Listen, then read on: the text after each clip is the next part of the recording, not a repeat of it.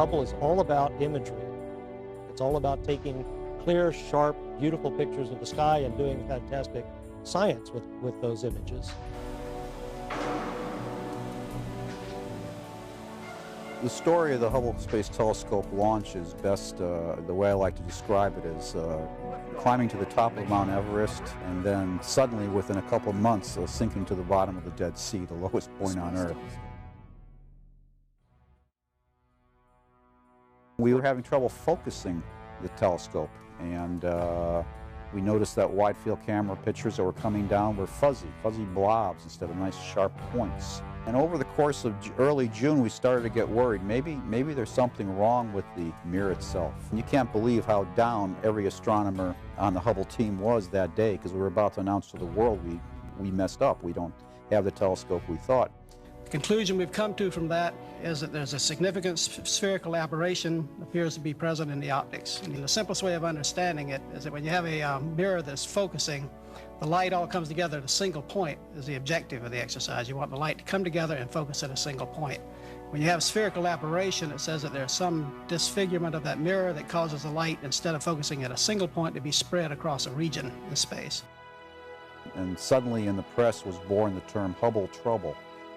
I remember giving a talk to some young kids, they were kindergarten kids, really young kids, about the wonders, Hubble. And I said the word Hubble telescope, and it was like I was Jay Leno. Everybody laughed. So it was a very sad, very difficult time, and some people left the program and went off in disgust.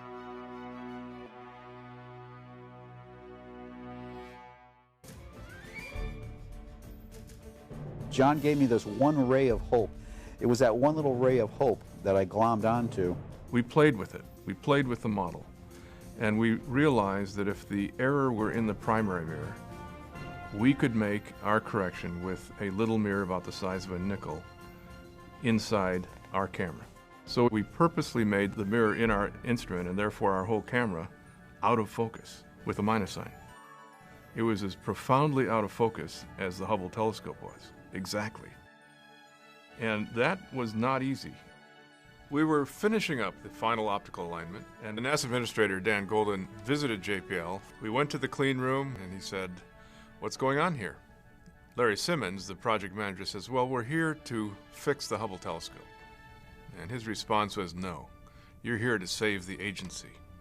That was a clear message to us that it was important. We shall not fail. Okay, are you ready for me to let go? Shortly after the mission was over, we brought WIFPIC 2 online. We'd done everything that we thought we had to do, but there's no substitute for seeing that it actually did work. The first image came and it looked really good. I mean, it looked just the way it should look. We did like 9 press conferences in a row with primarily WIFPIC pictures. Every single one made front page news across the world.